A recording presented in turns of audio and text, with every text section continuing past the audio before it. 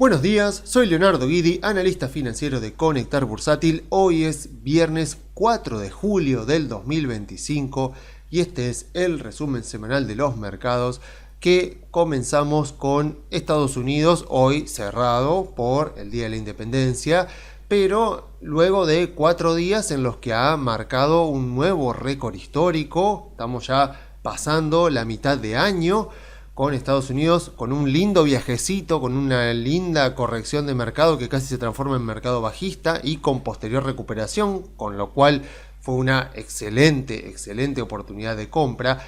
Y a pesar de todo, a pesar del viaje que nos pegamos, que padecimos por varios meses y con toda esta recuperación, lo cierto es que si yo miro el rendimiento del Standard & Poor's en el año, no está tan lejos del promedio histórico, digamos, está bastante en el promedio. Claro, justamente esa es la cuestión que tienen los promedios, porque si yo mido, por ejemplo, acá desde esta línea roja que me marca a mí el 31 de diciembre del año pasado, estamos más o menos en 6,5, un poquito arriba de 6,5, y el promedio histórico, contando los dividendos del Standard & Poor's, suele estar en un 11% más o menos. Obviamente que las características que tienen este tipo de promedios, por eso no son tan útiles, pero bueno, es lo que hay, es que claro, o sea, cuando yo miro los promedios históricos del Standard & Poor's, tengo años como el año pasado, más 25, tengo un 2019 con más 31 y tengo un 2022 con menos 18. Ni que hablar un 2008 con un menos 40 y pico, o sea, una caída gigante. Entonces, claro, es un promedio como bastante mentiroso. Pero bueno, o sea, a ver, perfectamente podemos, a pesar de este principio de años tan volátil, con tantos sobresaltos, a pesar de eso, podemos llegar a tener un 2025 con un Standard & Poor's subiendo más o menos en el promedio entre un 10 y un 15%. Vamos a ver, obviamente, porque queda bastante todavía. Se aprobó en el Senado la ley de Trump que por lo menos efectiviza varias bajas de impuestos, que cuando él había propuesto la baja de impuestos en su primera presidencia eran temporales y ahora parecería que pueden llegar a ser ya permanentes. O sea, esto es toda esa ley gigante de presupuesto por la cual, por lo que se comenta, es la razón de la salida de Elon Musk del gobierno de Trump. Bueno, esta ley gigante de presupuesto, bueno, ya fue aprobada en el Senado, así que por lo menos los mercados deberían recibirla bien, aunque tampoco, si vamos a la historia, tampoco es que los mercados se muevan demasiado con este tipo de leyes, porque una cosa es lo que se termina votando y otra cosa muy diferente es lo que después termina ejecutándose y ocurriendo en la realidad. Pero bueno, digamos como que estamos con un Standard & Poor's que ha vuelto a la normalidad. Ahora Trump sí puede ya focalizarse, porque todavía tenía esta ley de presupuesto en la que tenía que enfocarse para que salga. Ahora sí puede enfocarse en China, en el acuerdo comercial con China. Seguramente vamos a tener novedades y después eventualmente ya puede, ya llegando a septiembre, empezar a enfocarse de quién va a ser el sucesor de Powell.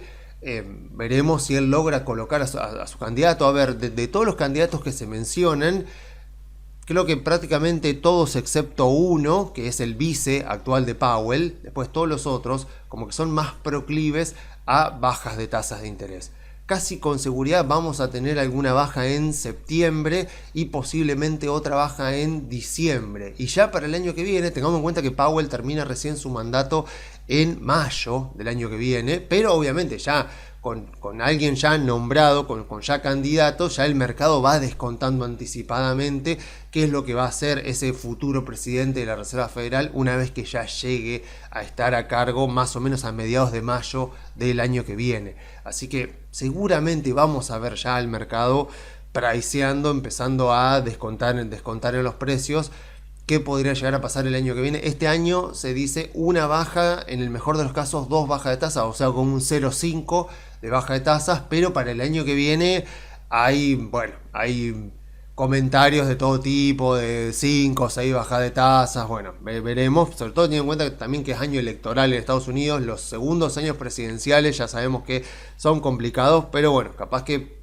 con todo esto que está pasando se den las condiciones para poder tener un buen año, pero bueno, o sea, de todo puede pasar, no tiene ningún sentido perder un segundo de nuestra vida especulando qué puede llegar a pasar, más vale focalicémonos en hacer bien nuestro trabajo, en entender bien qué tipo de portafolio tenemos, qué tipo de empresas tenemos para aprovechar coyunturas como estas. Coyunturas que se suelen dar y que no estamos exentos de que volvamos a tener otra corrección. No sé si el 20, pero otra corrección del 10% bien podríamos llegar a tener durante este año. Y si mantenemos la memoria, ya sabemos que es como lo decía Howard Marks la semana pasada en el memo que leíamos, la actividad financiera, la inversión, el mercado de capitales es el lugar donde más se carece de pérdida de memoria, porque tan solo meses después de una corrección de mercado, con el mercado ya recuperado y en récord histórico, parece que enseguida viene otra baja, viene otro periodo de baja y la gente ya se olvida, parece de que venimos de una corrección y que nos recuperamos y empiezan otra vez todas las narrativas. Así que hoy concretamente voy a hablar de un solo tema y es otro de los miedos, vieron que siempre hay fiel a su ADN, fiel a nuestro ADN humano, a nuestra forma de comportarnos, a nuestros sesgos cognitivos, a nuestras heurísticas, diría Kahneman, a lo que es el behavioral finance, o sea, las finanzas del comportamiento, fiel a eso. El consenso del mercado, la narrativa del mercado siempre encuentra alguna forma de poner algún tipo de sombra sobre los nuevos récords históricos del mercado, preocupación.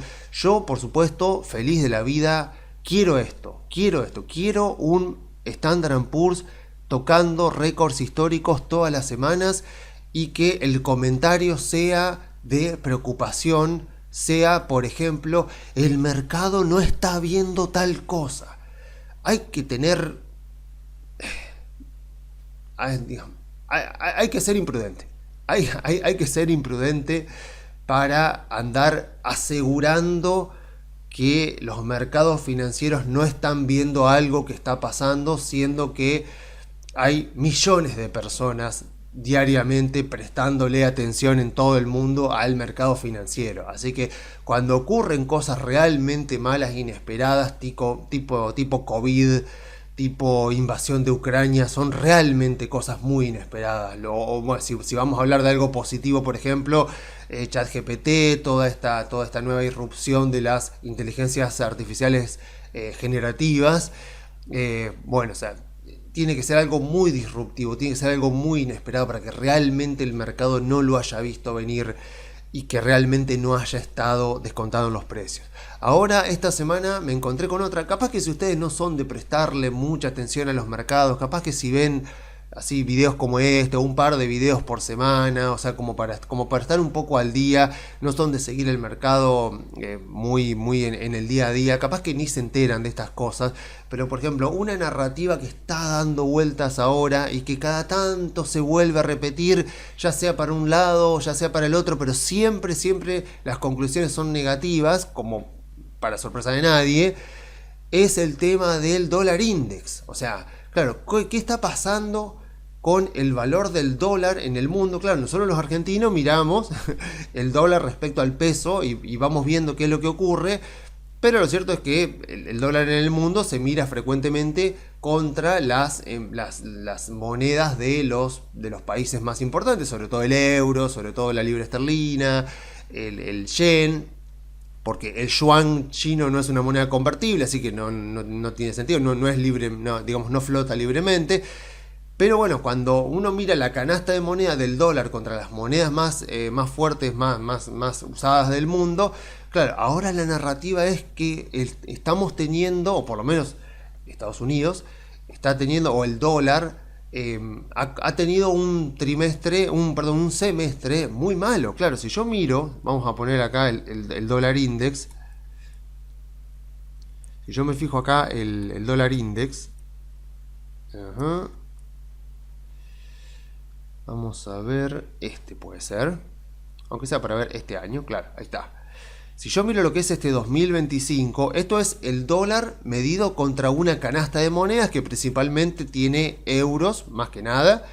Tiene libras esterlinas, tiene, obviamente tiene franco suizo, pero muy poquito por el tamaño de lo que es la economía de Suiza. Tiene yenes japoneses, digamos, es con el dólar contra toda una canasta de moneda. Y lo que vemos es esto, vemos que se ha depreciado más o menos un 10%, a ver si tomamos acá desde principio de año, más o menos, sí, un 11%. O sea, el dólar se ha venido depreciando. Esta es una de las razones también por la que el dólar se ha mantenido tranquilo en Argentina. O sea, no es que se ha depreciado, o no es que el dólar no sube porque el gobierno mantiene pisado el dólar. No, también es cierto que el dólar se ha depreciado durante este año respecto a todas las monedas. Y esto obviamente ya despierta ciertas preocupaciones. Entonces, mi conclusión, o sea, vamos a ver un poco qué implica esto y cómo tratar este tipo de argumentos, de narrativa, porque claro, si vos te vas para atrás, hemos visto por supuesto a lo largo de los años contextos de dólar fortaleciéndose, y adivinen qué, las páginas web de noticias, no sé, Wall Street Journal, bueno, los propios foros, Twitter, qué sé yo, o sea, digamos, todo lo que sería la comunidad inversora, obviamente dice, el dólar se fortalece en el mundo, malo para las acciones. Ahora, el dólar se debilita en el mundo, malo para las acciones. Siempre van a encontrar ese tipo de narrativa. Pasa lo mismo con el petróleo. Cuando el petróleo se va muy caro, arriba de $100, malo para las acciones. Cuando el petróleo baja, no sé, como ha bajado en el 2016, por ejemplo, que había llegado como a $20, malo para las acciones. Entonces siempre le van a encontrar la vuelta por una cuestión muy obvia, porque si yo digo que algo es bueno para las acciones, en tu caso, yo es como que no te movilizo demasiado, no te movilizo ni emocionalmente, ni tampoco te movilizo como para que vos hagas algo con tu portafolio. Porque yo te puedo decir, mira, esto que está pasando no tiene ningún tipo de repercusión para las acciones, que es básicamente la conclusión que yo voy a llegar.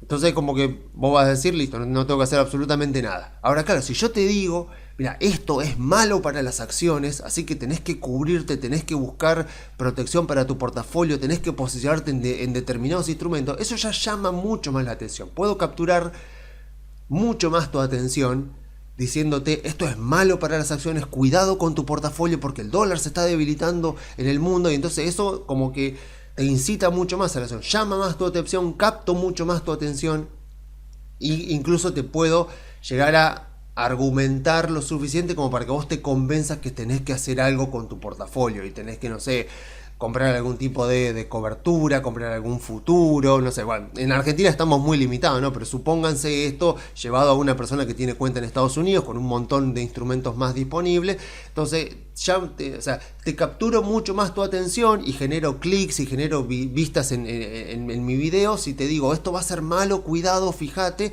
que si te digo, mira, no te preocupes, esto nunca provocó ningún tipo de problema, o sea, no es ni beneficioso ni perjudicial, así que ni le prestes atención, no pierdas un segundo de tu vida mirando esto. Esta es básicamente mi conclusión. Claro, si yo te digo eso, es como que, ok, listo, sigo con mi portafolio, lo más tranquilo, no pasa nada, y ya está. En cambio, si te digo, no, esto es malo, presta atención, fíjate porque esto puede perjudicar a tu portafolio, claro, entonces ahí sí, ahí capto tu atención y bueno, obviamente, ¿qué pasa?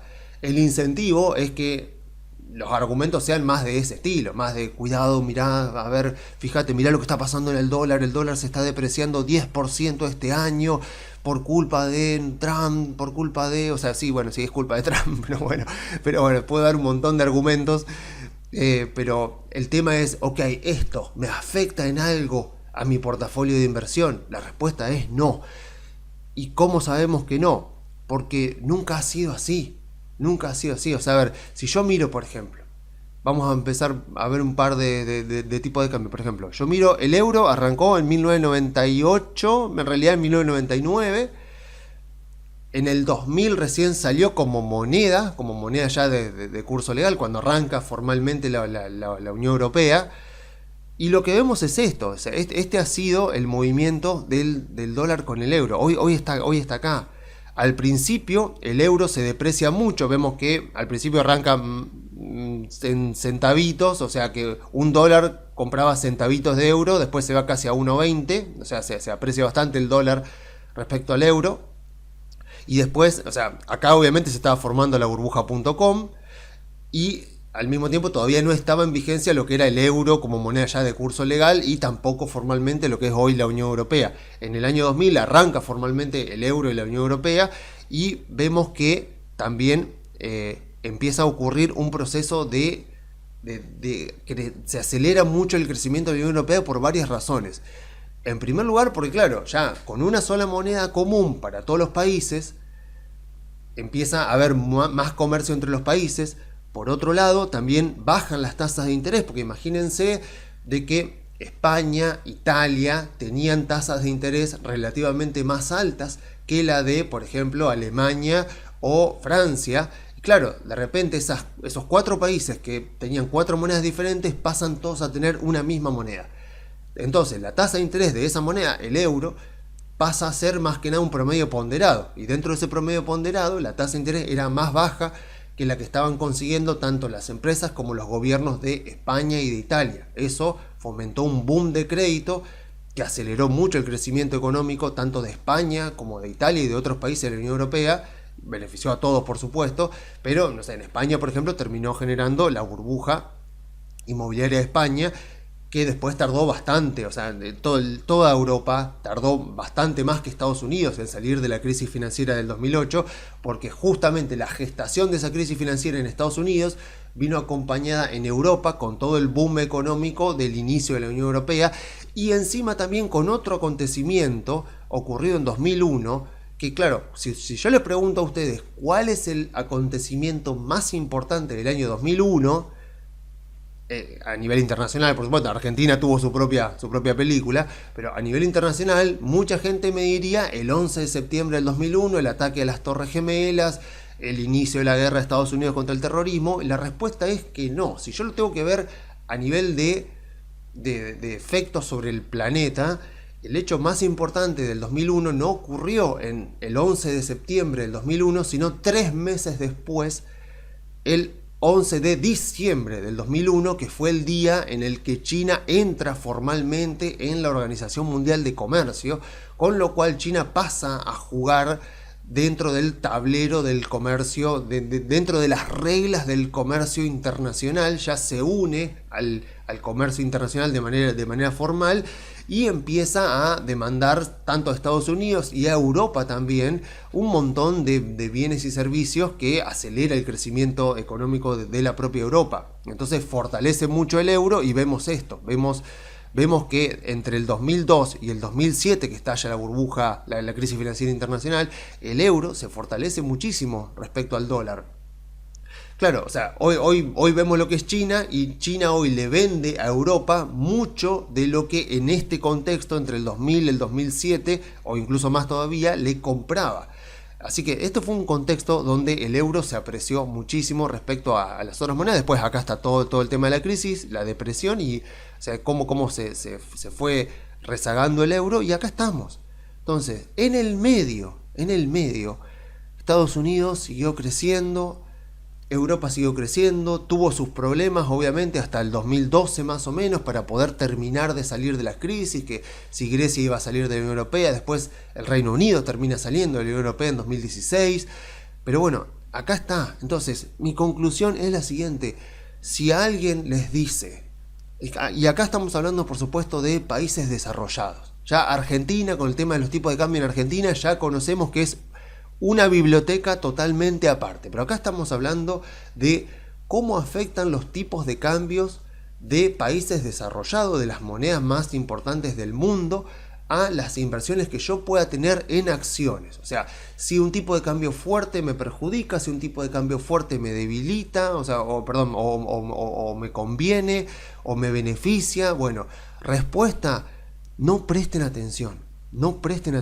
O sea, ni un dólar fuerte ni un dólar débil son intrínsecamente buenos o malos para el comercio, el crecimiento económico del mundo o para las acciones. Las fluctuaciones de las monedas, sobre todo las monedas cuando hablamos de países desarrollados, obviamente que pueden crear ganadores y perdedores. Hay industrias que se ven beneficiadas, hay industrias que se ven perjudicadas, Pero al mismo tiempo las empresas, sobre todo las empresas grandes, las que cotizan en bolsa, se cubren contra eso. Ustedes han visto evaluaciones que yo he hecho acá en estos videos, y es cierto que no les presto mucha atención porque siempre suelen ser significativos, pero en la gran mayoría de los balances ustedes van a ver siempre un ítem en el estado de resultados que dice ganancia o pérdida por tenencia de moneda extranjera, y van a ver que siempre suelen ser cantidades chiquitas porque los países suelen cubrirse. No sé, Mercado Libre, por ejemplo, tiene toda una ingeniería metida para temas de cobertura, sobre todo teniendo en cuenta que el 15%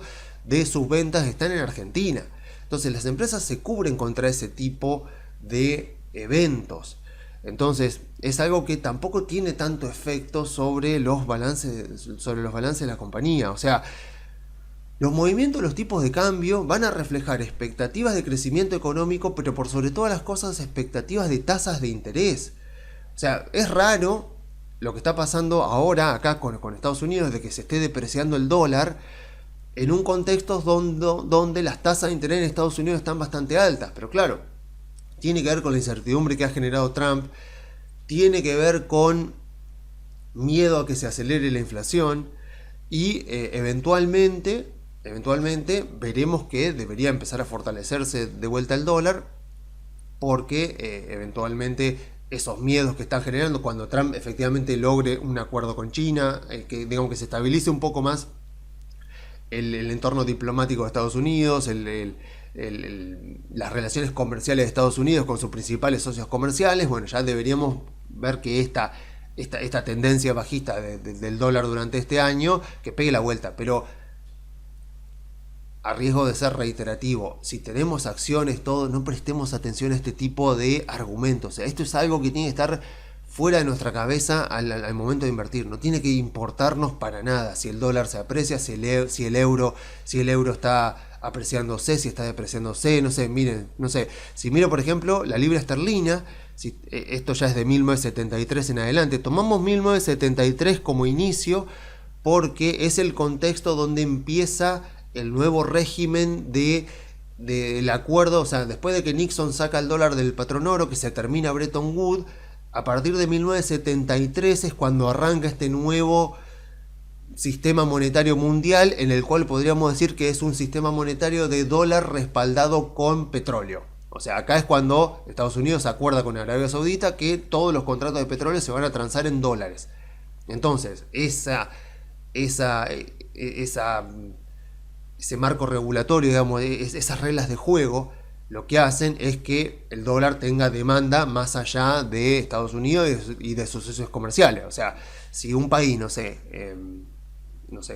cualquier país, si la India tiene que comprarle petróleo a Indonesia, son dos países que el dólar no es su moneda de curso legal, y sin embargo van a operar ese contrato de petróleo, lo van a operar en dólares. Entonces eso le da al dólar una fortaleza, o sea, porque es la moneda de reserva mundial, le da una tendencia a la fortaleza. Y por lo tanto vamos a ver eso siempre. Vamos a ver que generalmente el dólar va a tender a apreciarse. Vemos acá con todos los movimientos, y nuevamente, cuando vemos esto, vemos cómo se han movido los tipos de cambio del dólar contra las monedas más importantes del mundo. Recordemos esto, que hoy por hoy Estados Unidos está en récord histórico. Hoy por hoy los mercados europeos, las bolsas europeas están en récord histórico. Entonces no es que el dólar fuerte beneficia a Estados Unidos, perjudica a Europa, que el euro fuerte beneficia a Europa, perjudica a Estados Unidos. No, en absoluto. No hay un efecto predeterminado de cómo se mueve el tipo de cambio a cómo se mueven después las acciones. O sea, el que les diga eso, les está mintiendo, o por lo menos no se ha puesto a mirar contextos históricos, a ver qué ha pasado en diferentes contextos históricos.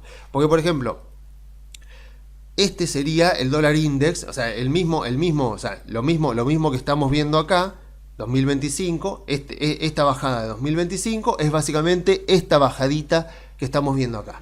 Este es el dólar index, o sea, este es el dólar contra la canasta de monedas. Acá obviamente habrá sido contra el marco alemán, el franco francés, la peseta española, la lira italiana, que después cuando se transformaron en euros, esto fue reemplazado por euro. Y vemos eso, vemos la tendencia natural del dólar a apreciarse por esta demanda adicional que tiene el dólar en el mundo a ser moneda de comercio y moneda de reserva mundial. Entonces, vemos varios momentos. Acá tenemos otra vez nuevamente la depreciación del dólar. No solo se depreció con respecto al euro, sino con respecto a las principales monedas del mundo entre el 2002 y el 2007 más o menos. Vemos que después se aprecia bastante durante la crisis de 2008 y después se vuelve a depreciar, se vuelve a apreciar, se vuelve a depreciar, y vemos estos contextos. Y en el medio vimos que tanto las acciones de Estados Unidos han crecido y estamos en récord histórico y han cumplido con el rendimiento que tienen que darnos ajustado por el riesgo que estamos asumiendo. Europa también ha tenido sus momentos, por supuesto. O sea, este año está teniendo un buen año. O sea, no vienen las acciones españolas dando muy buenas performances durante los últimos años, sobre todo la época post-COVID, pero también la década pasada.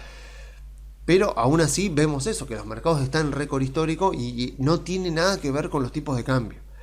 Entonces, mi sugerencia básicamente es, el dólar no se está desplomando, vemos esto, el dólar no se está desplomando, no está históricamente débil, está comportándose como una moneda normal, fluctúa de manera normal. Hay expectativas de qué va a pasar con la economía de Estados Unidos, hay expectativas de inflación, por supuesto, que están incorporadas en los tipos de cambio, hay expectativas, y las más importantes, las expectativas de qué es lo que va a pasar con las tasas de interés, porque si yo tengo que hacer un tipo de cambio teórico, y sobre todo cuando vemos tipos de cambios a futuro, lo que vemos es que generalmente los tipos de cambios a futuro se mueven por diferenciales de tasa de interés. O sea, si un país tiene una tasa de interés, o sea, y estamos hablando acá nuevamente, países desarrollados con muy bajos niveles de inflación. Si yo tengo dos países desarrollados con inflaciones del 2% anual, vamos a suponer, uno tiene una tasa de interés del 5% y el otro tiene una tasa de interés del 3%. Lo más normal en ese caso sería que la moneda del país que rinde 5%, o sea, cuyos bonos del tesoro rinden 5%, se termina apreciando con respecto a la del otro país, porque los inversores, ahora que los mercados internacionales, los mercados financieros están interconectados, van a tener la tendencia de cambiar su moneda, o sea, la moneda del país que rinde 3 a la moneda del país que rinde 5, o sea, demandan esa moneda para invertir en esos bonos del tesoro porque le dan 2 puntos más de tasa de interés. Entonces, eso es lo que vemos siempre. Si yo pongo el diferencial, no lo voy a hacer ahora porque no lo preparé, pero si yo pongo el diferencial de la tasa de interés del dólar con la tasa de interés del euro, obviamente en rangos temporales iguales, como por ejemplo la tasa a 10 años, si yo pongo el diferencial de esas dos tasas y lo comparo con los movimientos del tipo de cambio, debería ser prácticamente calcado.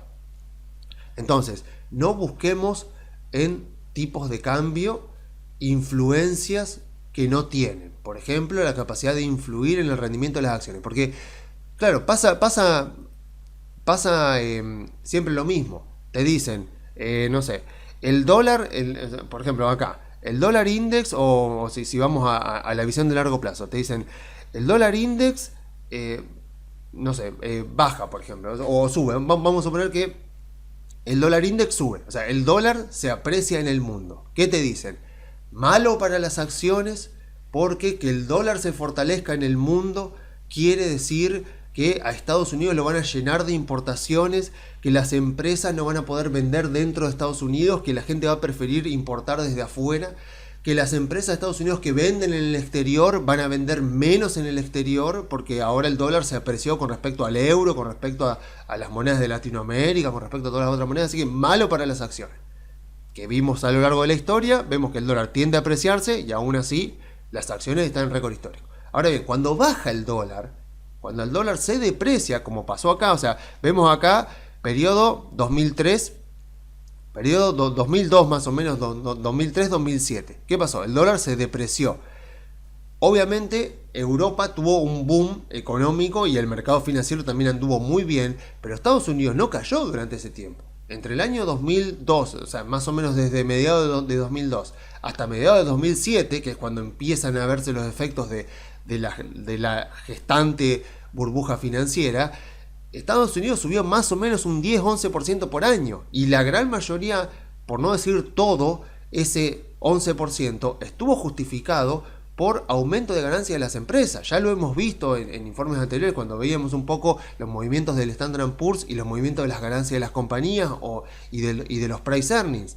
Veíamos que entre el 2003 y el 2007 las acciones en Estados Unidos crecieron más o menos un 11% por año y las ganancias de las compañías crecieron más o menos un 11% o incluso hubieron años que crecieron más. O sea que fue un año donde también subieron las acciones, creció la economía y crecieron las ganancias de las empresas. Entonces, que el dólar se haya debilitado entre el 2002 y el 2007 no implicaba para nada que eso era malo para Estados Unidos, porque lo que te dicen es claro, si el dólar se debilita respecto a las otras empresas, empieza la cuestión de, sí, todo bien que Estados Unidos ahora va a poder colocar sus productos en el exterior, pero imagínate aquellas empresas que necesitan importaciones, que tienen que importar insumos de otros países, se le encarecen los costos, con los cuales se puede haber inflación, con lo cual bajan los márgenes de rentabilidad y el poder adquisitivo de los estadounidenses. Ahora si los estadounidenses quieren consumir en el exterior, ahora está más caro, etcétera, etcétera. Siempre van a encontrar alguna narrativa negativa que trate de captar su atención y de decirles por qué algo es malo para las acciones.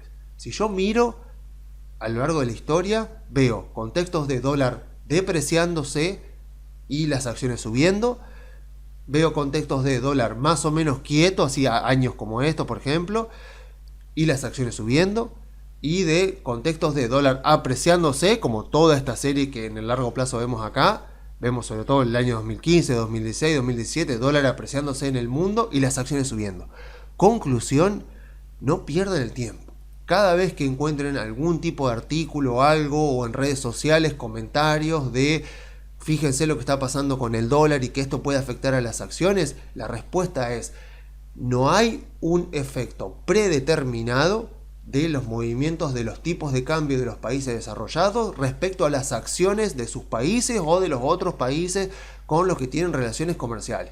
No hay un efecto predeterminado, con lo cual lo mejor que puedo hacer es no prestar atención, no perder mi tiempo con respecto a eso, porque no es un factor que yo pueda meter dentro de la evaluación de una compañía, no es un factor que afecte de manera ni siquiera significativa, pero ni eso para nada, a las ventas de las compañías, a los márgenes de rentabilidad de las compañías, al costo de capital. O sea, porque el tipo de cambio es un efecto, o sea, porque yo puedo decir, bueno, pero la tasa de interés está dentro del costo de capital, sí, pero la tasa de interés va primero y el tipo de cambio va después. El tipo de cambio se mueve en reflejo a lo que pasa con la tasa de interés, y yo lo que uso en una evaluación de la empresa es la tasa de interés. Entonces, conclusión es, si ustedes no estaban ni enterados de lo que está pasando con el dólar en el mundo durante este año, ningún problema, sigan así, no presten atención. Y si ustedes estaban por ahí preocupados por este tipo de narrativa, les digo, miren, hagamos un pequeño análisis histórico y van a ver que mirando un poco cómo se ha movido el dólar a lo largo de la historia, sobre todo contra las monedas de los países que son sus principales socios comerciales, que por cierto son obviamente los países más ricos del mundo, vemos que hemos tenido contextos para todos los gustos. Y aún así las acciones de Estados Unidos siempre han seguido subiendo. Así que mis conclusiones para lo que es la parte de Estados Unidos, más o menos es lo mismo que con lo que arranqué el video. A pesar de que estábamos en récord histórico, a pesar de que ya llevamos un 6 y pico de suba en el Standard & Poor's durante este año, lo cual es totalmente normal a pesar de la volatilidad que tuvimos en el medio, creo que podemos llegar a tener perfectamente un año, sobre todo si ya llegando a fin de año, imagínense si ya en septiembre empezamos ya o el mercado ya empieza a ver, no solo va a haber alguna baja de tasas ahí, sino que ya pueden empezar a sonar bien fuerte, o Trump mismo puede ya proponer su candidato para la Reserva Federal, y que sea Scott Bessent, por ejemplo, que sería el candidato más más proclive a varias bajas de tasas y ya el mercado empezará a descontar lo que vendrá el año que viene, cuántas bajas puede llegar a venir el año que viene. Así que podemos llegar a tener un último cuatrimestre de este año bastante positivo. Veremos también los detalles del acuerdo comercial, que ahora debería ser lo próximo en lo que se ocupe Trump respecto a China. Así que tenemos ya bastante bien encarrilado lo que ha sido el trayecto de las acciones este año, y lo más probable es que ahí sí que puede ser que tengamos algún tipo de corrección, veremos, no sé qué puede llegar a ocurrir. No debería ser una corrección tan profunda como esta, ya al límite del mercado bajista. Suponemos que ya Trump, vieron que hay un dicho que ya está dando vueltas, sobre todo se suele ver en Twitter, en redes sociales, que es TACO, T-A-C-O, que es una sigla que significa Trump Always Chickens Out, que traducido al castellano sería como Trump siempre bueno, se acobarda, para decirlo de una manera, más políticamente correcta. Como que Trump siempre se acobarda, como que siempre Trump arranca pateando todo, haciéndose el enojado, haciéndose el bravucón, y que siempre en algún momento vos ya sabés que va a frenar, va a retroceder y eventualmente se sentará. Bueno, el tema es obviamente ya, si ya la gente está haciendo memes, ya está haciendo siglas respecto a eso, es porque ya su estrategia negociadora ya está bastante clara. El tema es que no deja de ser el presidente del país más grande del mundo, la potencia militar más grande del mundo, y que tiene la mayor cantidad de consumidores con el poder adquisitivo más grande del mundo. Con lo cual tiene mucho poder de negociación, por más que después termine tratando de arreglar. Digamos, es como que se entiende la estrategia negociadora que tiene, pero aún así cualquier otro país del mundo que está en una situación de debilidad con respecto a Estados Unidos, algunos mucho más, como que no la podés capitalizar tampoco demasiado. Entonces, bueno, veremos a ver qué hace Trump. Respecto a las acciones, bueno, obvio, o sea, si uno quiere ya diversificarse, se compra el Standard & Poor's. Si no, bueno, ya digo, para mí Google sigue siendo la empresa más barata de todas las tecnológicas. Por debajo, si miro Meta, por debajo de los $980, yo dije, por lo menos en mi evaluación de enero, por debajo de los $980, Meta sigue estando subvaluada. Cuando supere esa cifra, veremos eventualmente. Apple sigue sin gustarme. Tesla pienso venderla apenas llegue cerca de $400.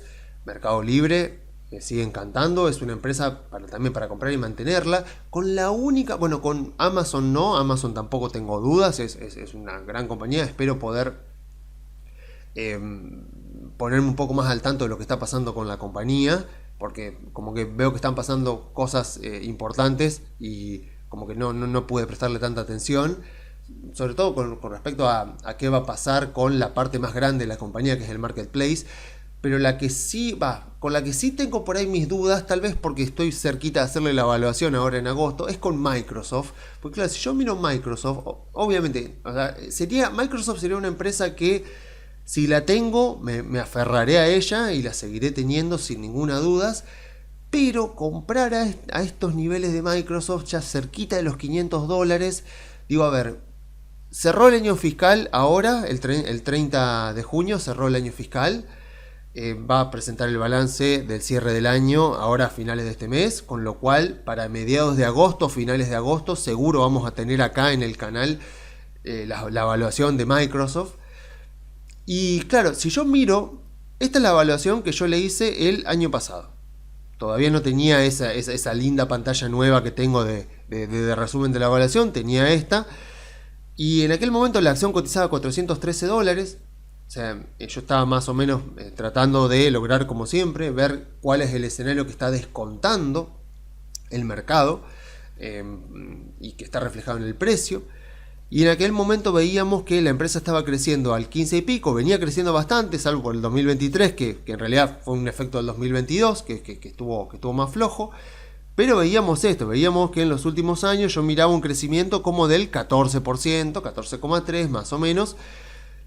Entonces lo que yo decía, esta empresa me parece subvaluada, porque para justificar el precio que tenía en ese momento, que era de $413 en ese momento, la evaluación me termina dando 318, pero más o menos lo mismo, 1% de diferencia, para justificar el precio que Microsoft tenía en ese momento que yo le hice la evaluación, que fue finales de agosto, tenía que crecer 13,5, con lo cual digo, esta empresa está subvaluada porque me parece que puede llegar a estar creciendo, o sea, puede ser que crezca durante los próximos años a una tasa un poquito más elevada, tampoco mucho, tampoco es que yo crea que va a crecer al 20%, por ejemplo, por año, pero un poquito más, con que crezca el 15, 16, ya estábamos en valores más altos que los que estaban en aquel momento. Entonces, claro, ¿qué pasa? Cuando yo me fijo, esto fue más o menos por acá, finales, ahí, más o menos acá, finales de agosto que yo hice la evaluación, más o menos a estos valores, a ver cuánto me daba. En aquel momento era 413, era más o menos por acá, estábamos en estos valores, por acá, más o menos dando vuelta por estos lugares. Claro, vemos esto, vemos lateralización, y encima cuando viene febrero del 2025 se cae la empresa y de ahí se recupera mucho. Claro, si yo la compré más o menos por acá, yo la compré acá en 4.11, 4.13 por ahí. Si yo miro, digo, bueno, a ver, acá hasta ahora me está creciendo un 21%, que es menos de lo que subió el Standard & Poor's, o bueno, más o menos, pero el Standard & Poor's el año pasado terminó subiendo un 20 y pico por ciento, vemos que Microsoft estuvo bastante más quieta. Pero claro, ¿cuál es la cuestión? Que el hecho de haber hecho la evaluación te permite esto, te permite aprovechar. ¿Se acuerdan como hablábamos la semana pasada, ¿no? De que decía Howard Marks, cómo vos aprovechás los ciclos de mercado, cómo aprovechás los ciclos que pueden ser los grandes ciclos de las tendencias, los mercados alcistas y los mercados bajistas, o los pequeños ciclos, porque sabemos que el mercado es fractal, que así como es en lo chiquito, también es en lo grande. Vemos grandes movimientos alcistas y bajistas, pero de la misma manera, en esta mitad de año, en estos 6 meses que llevamos 2025, vimos un contexto lateral, un contexto de bastante baja, de 20, y una recuperación total. Entonces, esas mismas enseñanzas que veíamos la semana pasada, la podemos aplicar tanto a los grandes movimientos de mercado como a los pequeños movimientos de mercado, los que duran un par de meses, como lo que vimos esta primera mitad de año. Entonces, a ver, posiblemente una persona pudo haber comprado acá y está ahí como aburrida, diciendo, bueno, a ver qué carajo pasa con esta compañía, pero de repente ve esto y acá está la gran oportunidad de compra. Acá está lo que decía Howard Marks, de ponerte en contra del viento, de ponerte contraria al mercado. ¿Por qué? Porque con la evaluación, está bien que la evaluación ya para febrero estaba vieja, podría haberla actualizado, pero ya solo con esa evaluación, vos ya más o menos veías cómo le iba a la compañía y cómo tenía que irle a la compañía para que, aunque sea, justifique este precio de 4.13 que tenía en aquel momento. Y fíjense que cayó bastante, cayó a 3.50 y pico, cayó bastante. Ahora bien, yo me podía venir acá, en ese momento yo parado, no sé, me puedo pensar parado en el Q2, por ejemplo, parado a principios del año, de este año, o parado ya en el Q3. No, lo que pasa es que esto ya se debe haber publicado, bueno, ya se publicaba durante la recuperación, no durante la baja, pero este ya estaba publicado antes de toda esta baja, pero yo parado ahí ya tenía toda esta información disponible. Entonces yo, con la evaluación ya hecha y viendo que a la compañía, a pesar de todo, le seguía yendo bien y que incluso el crecimiento de las ganancias estaba por arriba de lo que yo había estimado, yo podía agarrar y decir, bueno, a ver, entonces puedo empezar a tocar acá y a decir, bueno, a ver, la empresa está, vamos a suponer, hasta el Q2 estaba creciendo al 15, entonces yo podía agarrar eventualmente y acá decir, bueno, vamos a suponer que puede llegar a estar creciendo al 15. Claro, recordemos siempre que el mercado financiero siempre sufre de sesgo de continuidad. El sesgo de continuidad, si lo sabemos aprovechar, puede ser nuestro mejor aliado, pero nuestro mejor aliado total, tanto cuando el mercado está eufórico y cree que la empresa va a seguir creciendo para siempre, como cuando el mercado está deprimido, enojado, negativo y cree que la empresa va a seguir cayendo para siempre. O sea, el sesgo de continuidad tiene que ser nuestro mejor aliado. Entonces, por eso es que yo siempre, cuando hago las valuaciones, planteo esto, porque es algo que suele ocurrir en el mercado, porque después cuando miro las valuaciones y miro el precio del mercado, se ve muchas veces como que el mercado descuenta una continuidad del crecimiento actual y, o sea, y no va mucho más allá de eso. Continuidad del crecimiento, continuidad de los márgenes, continuidad de las inversiones. Y claro, el mercado no te pricea nada muy disruptivo, nada que cambie mucho la tendencia.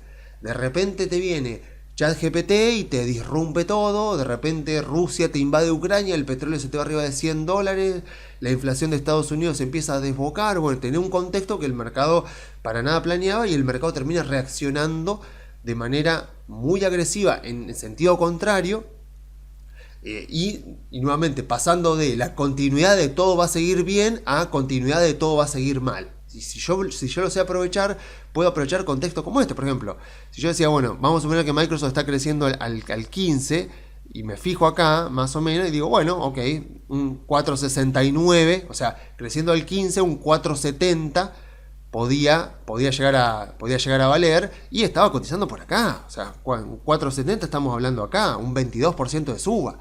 O sea, yo con esta información, que ya estaba en el video del año pasado, con esta información que ya estaba disponible, sabiendo esto y pudiendo, no sé, colocar acá, decir, bueno, a ver, ¿cómo viene la compañía? Esto es dato, por ejemplo, esto es dato que yo tenía disponible. Yo podía estar acá y decir, bueno, yo podía estar parado ahí y saber que la empresa estaba creciendo bastante, estaba acelerando el crecimiento, pero más o menos se mantenía en un 15%.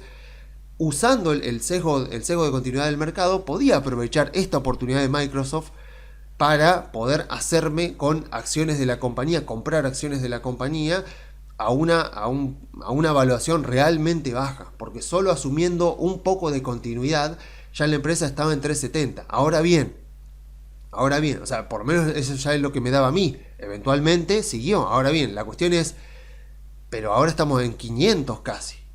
Entonces, ¿qué es lo que podría estar descontando la compañía? Obviamente, esta evaluación es vieja, esto es de hace un año, así que puede ser que los márgenes hayan cambiado, puede ser que haya algo más que haya cambiado, de lo cual me voy a enterar recién en un mes cuando haga la evaluación, cuando tenga la información actualizada. Pero no sé, si yo le pongo 16% acá, 16% de crecimiento por los próximos 5 años, veo que, acá está mi resumen, me marca 507, me marca acá 507 de precio justo, de precio que podría estar valiendo la compañía. Entonces, podría ser, ya teniendo esta información actualizada, y eso que acá vemos que el crecimiento se desaceleró un poquito, podría ser que esto, o sea, podría ser que el mercado esté descontando que va a venir un último balance de fin de año, un último trimestre del año fiscal de Microsoft, muy bueno, arriba del 16% de crecimiento, por ejemplo, y podría pasar que el mercado esté descontando esto, esté descontando un contexto donde estiman que la compañía va a crecer 16% promedio por los próximos 5 años y después irá decreciendo de a poco, como hacemos siempre, más o menos de manera suave, hasta el 2,5%.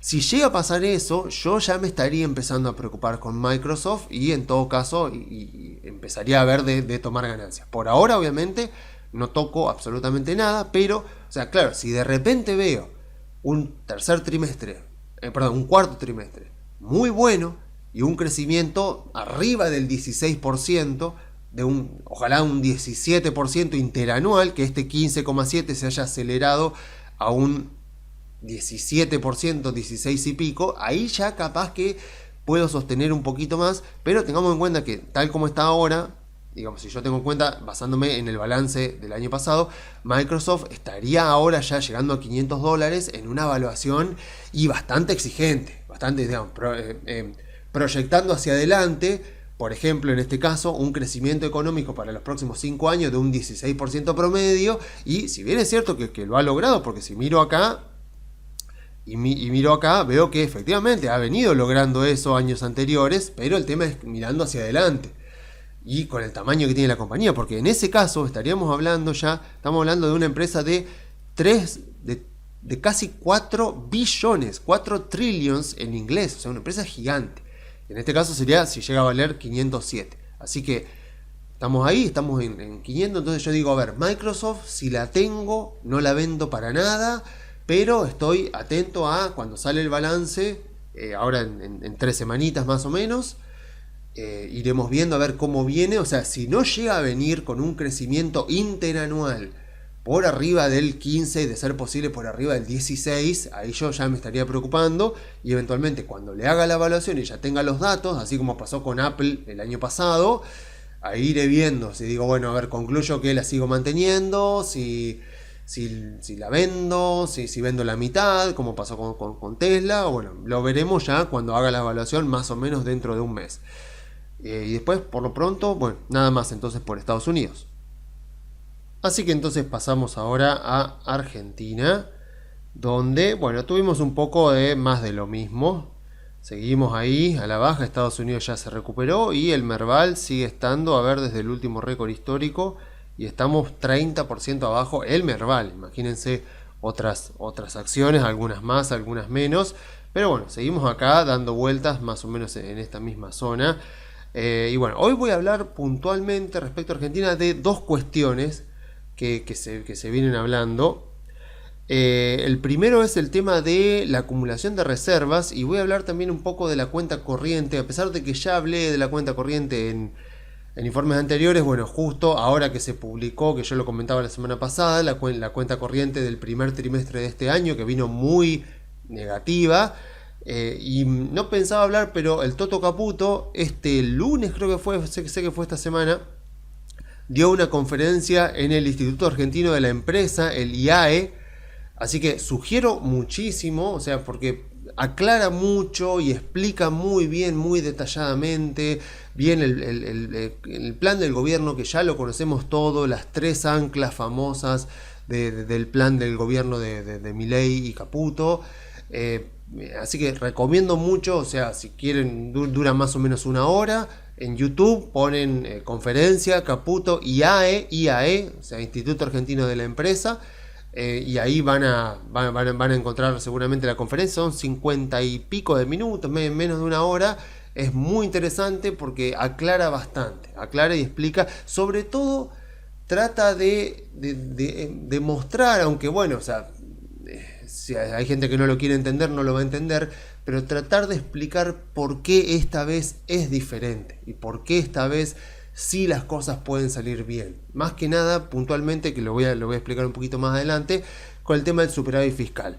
Pero me voy a dedicar primeramente al tema de acumulación de reservas, porque está claro que al mercado no le gusta que se haya abierto el cepo, que el dólar esté flotando y que el Banco Central no esté comprando reservas. O sea, ¿qué sería lo normal en un país estable del mundo? Uno dice, bueno, si la economía crece un 3% por año, la cantidad de dinero, esto es lo que decía Milton Friedman, la cantidad de dinero debería crecer aproximadamente un 3% por año, aunque en Estados Unidos, países desarrollados, suele crecer un 5%, para dar ese colchoncito. Uno dice, ¿por qué los países, sobre todo los países estables desarrollados, generalmente consideran saludable un 2% de inflación y no un 0% de inflación?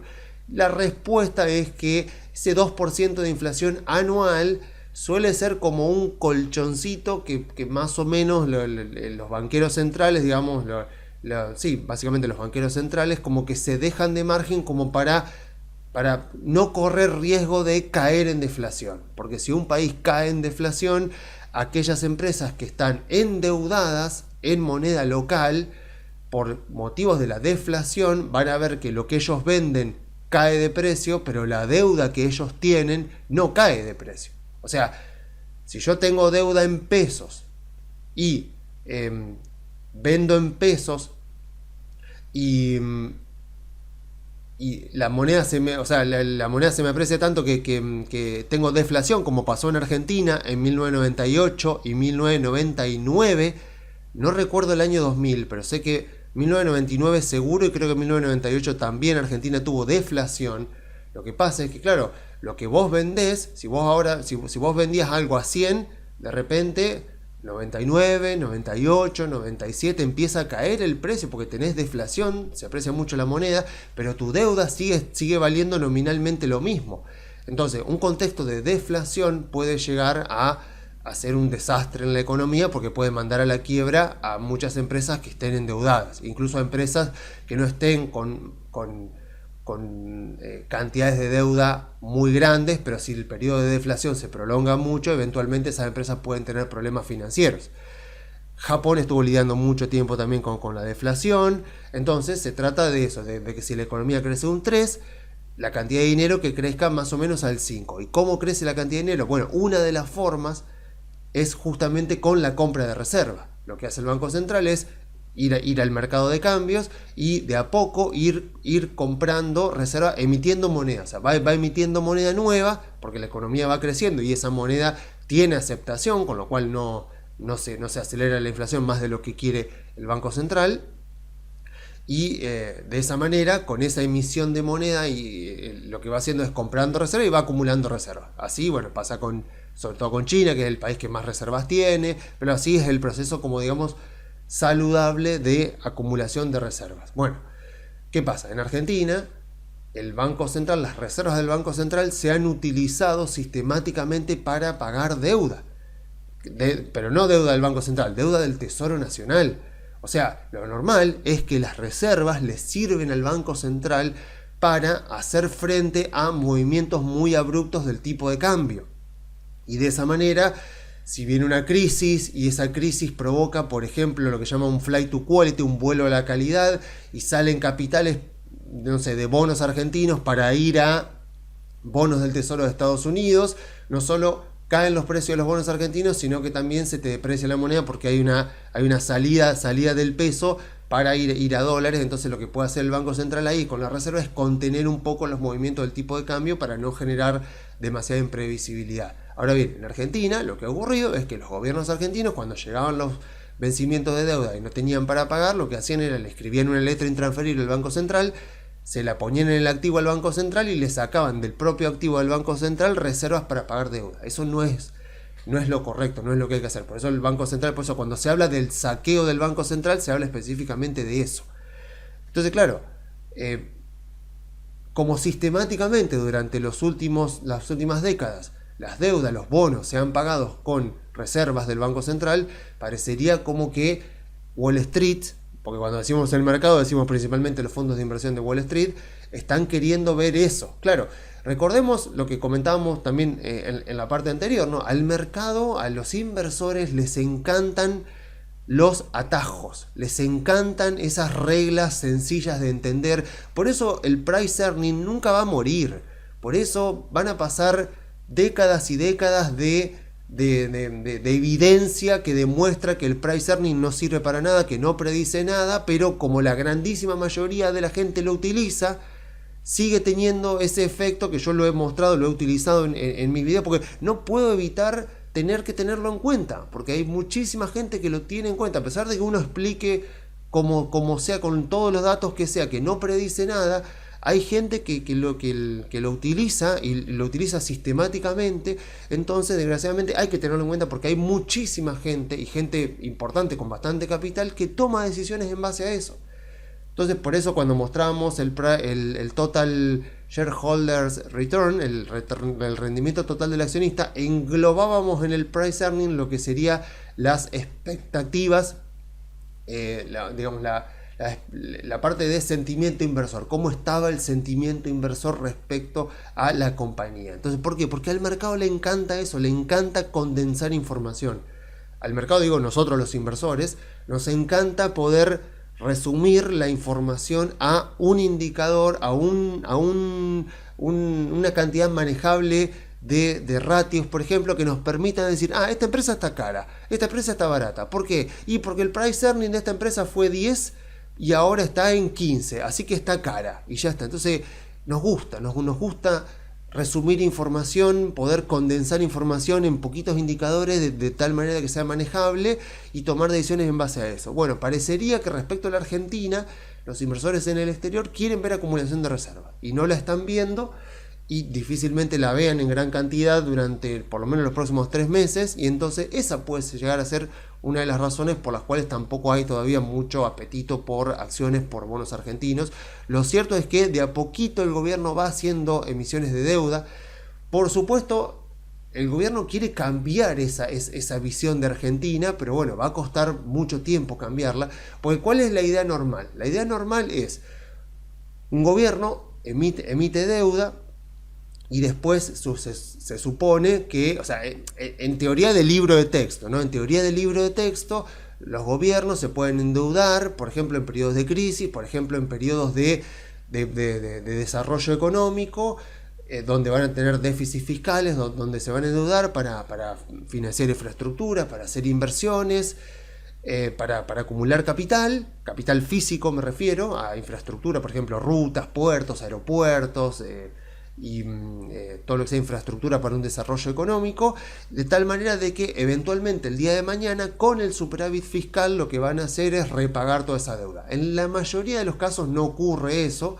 Lo que termina pasando es que normalmente los inversores quieren es que haya un mercado líquido de deuda, o sea, que haya un mercado voluminoso de deuda del país, cosa de que si uno quiere vender sus bonos los pueda vender a un precio de mercado, y que mientras tanto el gobierno te vaya pagando los intereses, y que cuando vence el capital, cuando está por vencer el bono, como que te lo rolee, que si te quiere ofrecer un premio, algún porcentaje adicional, pero como que la gran mayoría de los inversores, ningún inversor está pensando en que Estados Unidos le pague la deuda por completo cuando vencen los bonos. Lo que quieren los inversores es decir, yo tengo la deuda, pagame los intereses, cuando vence, canjeámelo por otro bono nuevo y tener un mercado secundario lo suficientemente líquido y profundo, cosa que si yo, no sé, país extranjero, empresa extranjera, quiero vender 10 millones de dólares de bonos del tesoro de un día para el otro porque necesito hacer una compra, una adquisición, lo que sea,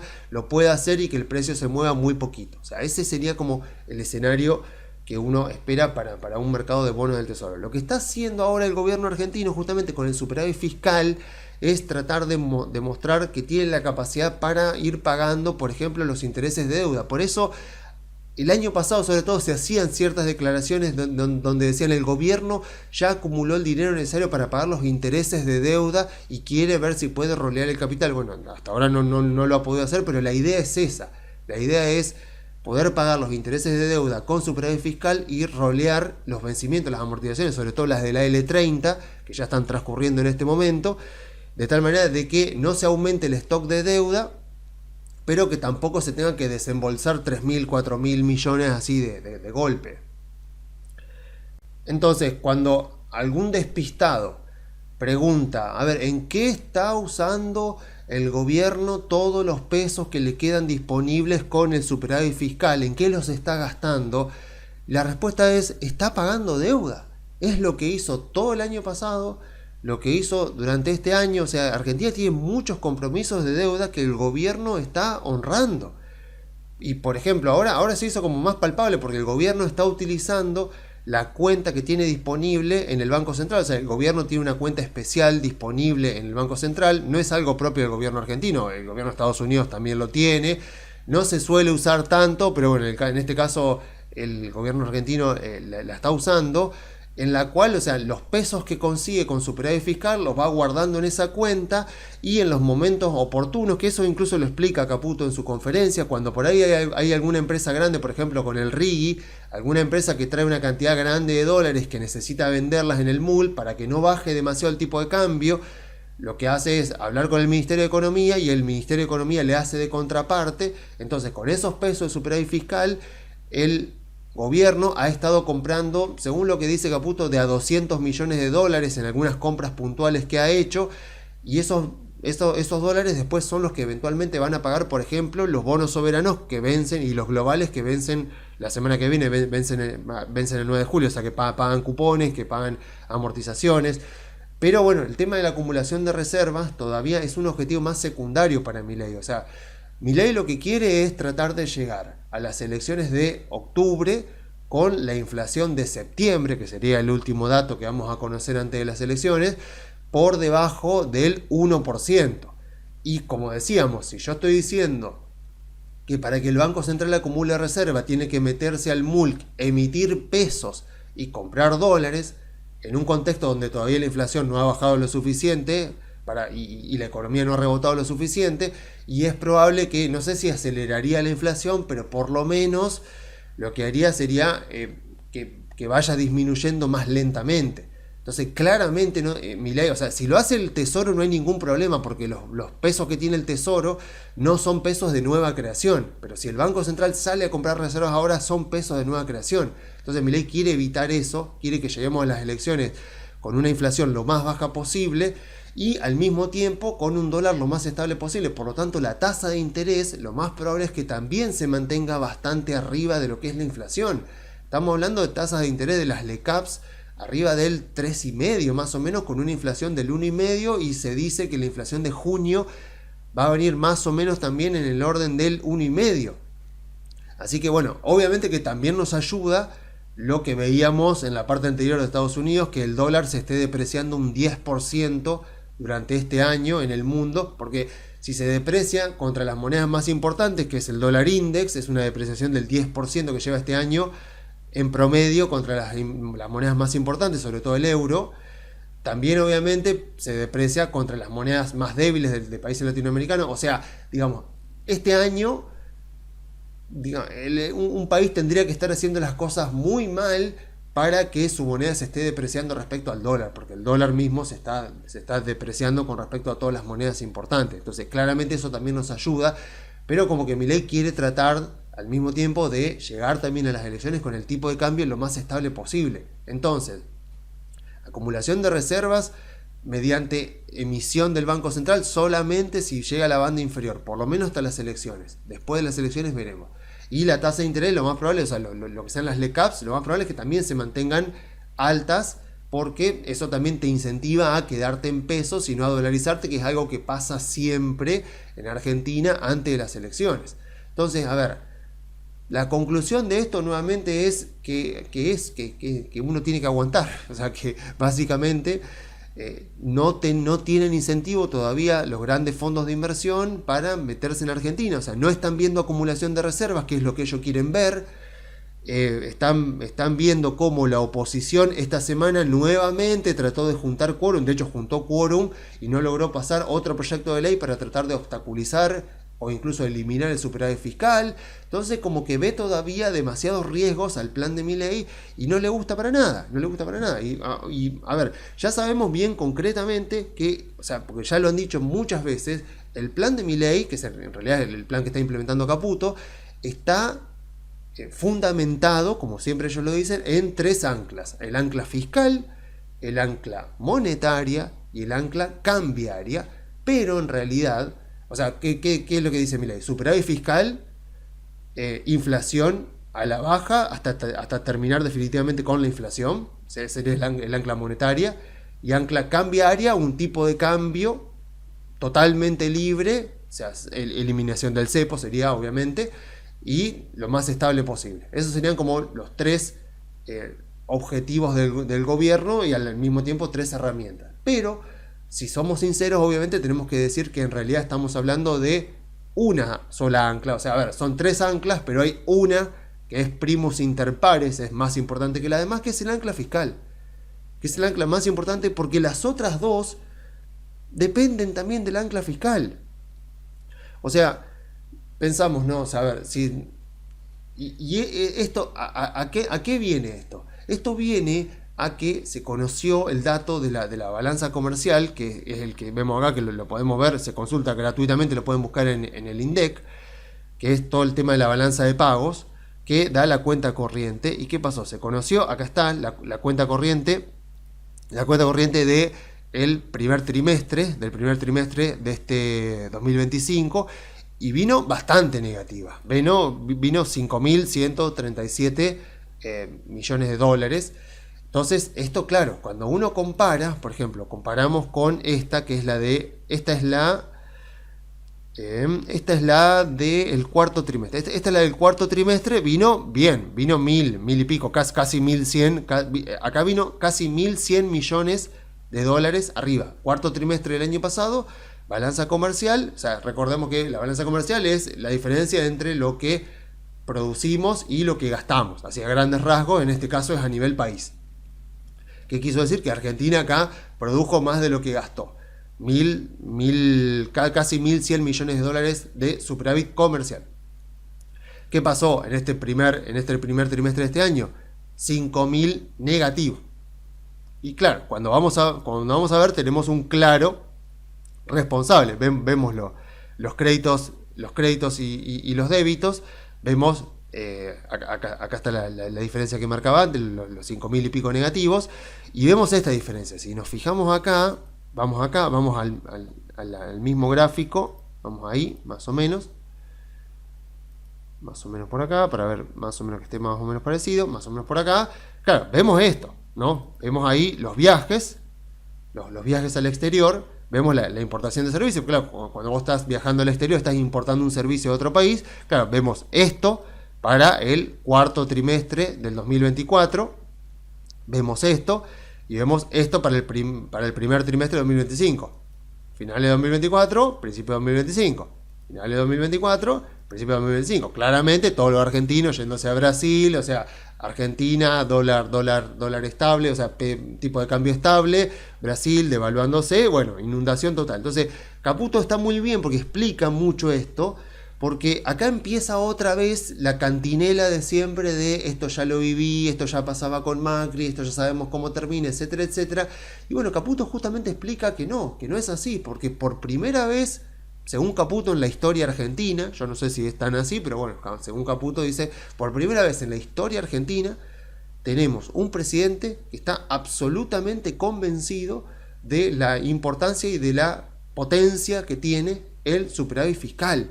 Porque anteriormente hemos tenido otros contextos, principio de la década de los 90, principio de los 2000 con el gobierno de Néstor Kirchner, y algunos otros contextos, me parece en la década del 60, por ahí, y obviamente antes de la década del 40, contextos donde Argentina tenía superávit fiscal, pero si tomamos los últimos 50, 70 años, las veces que hubo durante los últimos 70 años, desde el 50 en adelante, las veces que hubo superávit fiscal, fueron superávit fiscales accidentales, o sea, no fueron deliberadamente buscados por el gobierno. ¿Se acuerdan lo que yo les comentaba respecto a Estados Unidos? Que Estados Unidos también, la última vez que tuvo un superávit fiscal en Estados Unidos fue a finales de la década de los 90, y que fue un superávit fiscal accidental porque se estaba formando la burbuja de las .com, entonces el gobierno estaba recibiendo ingresos extraordinarios por renta financiera, por todo lo que estaban subiendo las acciones. Bueno, en Argentina, ¿qué pasó? Con lo que fue en los principios de los 90, todo lo que es el inicio de la convertibilidad, ahí el gobierno logra con Cavallo tener, no sé si llega a tener un superávit o algo muy significativo, pero sí llega en el 91, me parece, a tener equilibrio fiscal. Después casi siempre todo déficit, aunque más o menos a mediados de los 90 también logran equilibrar un poco y después se deteriora definitivamente. Y con respecto a lo de Néstor Kirchner, el superávit fiscal que tuvo Néstor Kirchner fue un superávit fiscal que tenía mucho que ver con que no se estaba pagando la deuda. Argentina estaba en default y no se pagaban intereses de deuda, no se pagaban amortizaciones de capital, y obviamente cuando vos tenés una tremenda devaluación del 66%, como hubo un dólar de 1 a 3 es una devaluación del 66%, cuando vos tenés eso, vos empezás a recibir ingresos por IVA, por ejemplo, o ingresos o impuesto a las ganancias, ajustado ya al nuevo tipo de cambio, o por lo menos a la inflación corrida en el año 2002, pero todavía estabas pagando jubilaciones que estaban muy deprimidas. Entonces era un superávit fiscal bastante mentiroso el que hubo durante los 4 años del gobierno de Néstor Kirchner, y esta es la primera vez que se tiene un superávit fiscal porque un presidente está convencido de eso. Entonces ya por eso, lo que dice Caputo, ya por eso esto no lo viste nunca. Ya nunca viste un gobierno argentino que se dio cuenta de la potencia del superávit fiscal, y que no por eso tiene que preocuparte que la cuenta corriente esté deficitaria. ¿Por qué? Porque lo que importa con la cuenta corriente es cómo se financie. Y para eso nos viene muy bien un libro que yo ya he mostrado varias veces en estos informes, que es el libro de macroeconomía de Gregorio. Este libro Esto es página 61. Este libro de José de Gregorio, José de Gregorio, por si no lo conocen, fue presidente del Banco Central de Chile. Yo creo que es uno de los mejores libros, si a alguien le interesa algún concepto de macroeconomía. A ver, es un libro gratuito y legalmente gratuito. O sea, si vos pones macroeconomía José de Gregorio, lo vas a encontrar en páginas web de universidades. O sea que es un libro que está gratuitamente, pero aparte legal. O sea, se puede descargar gratis legalmente. Lo que a mí me pareció es que es un libro sumamente didáctico. Por lo menos la parte, les digo, cuando tenía que tratar de entender bien todo el tema de la cuenta corriente, de la balanza comercial, de la cuenta financiera, este fue el libro que mejor me lo explicó. Por ejemplo, Sturzenegger tiene un libro también de economía que se puede conseguir gratuitamente y legalmente en su propia página web. Lo pueden descargar legalmente y gratuitamente de la página web de Sturzenegger. Se llama Principios de Economía. Ponen Principios de Economía Sturzenegger y lo pueden descargar. Pero a mí sinceramente me pareció, que me disculpe Sturzenegger, pero como que necesitaba que profundice más en algunos temas. Por ejemplo, en estos temas yo siento que este libro de Gregorio me lo explica mucho mejor. Y esto ya lo hemos visto. O sea, cuando yo miro la cuenta corriente, cuando yo miro acá la cuenta corriente, ven que dice el superávit comercial, ahora estamos en déficit comercial, dice Gregorio, el superávit comercial es el exceso del producto sobre el gasto. O sea, estamos produciendo más de lo que gastamos. Acá la cuestión es que los argentinos en el exterior es como que están gastando, y a nivel país, a nivel macroeconómico, estamos gastando más de lo que producimos. Pero ¿qué es lo que dice Caputo en su conferencia y de Gregorio lo que dice en este libro? Lo que importa cuando la cuenta corriente es deficitaria es por qué es deficitaria. ¿Quién es el que está gastando de más? Y esa es la clave, esa es la pregunta que vos tenés que hacerte siempre. Porque en Argentina, ¿qué pasó? En finales de los 90, la cuenta corriente era muy deficitaria, Argentina se estaba apreciando muchísimo, terminamos estallando en el 2001. Con Macri, la cuenta corriente era muchísimo más deficitaria de lo que es ahora. Se trató de sostener todo lo posible con endeudamiento, no era sostenible, en algún momento había que hacer las reformas, Macri no las hizo, y encima de eso puso un impuesto a la renta financiera. En 2018 empezó la debacle, que se profundizó más en 2019, y ya sabemos todo lo que pasó.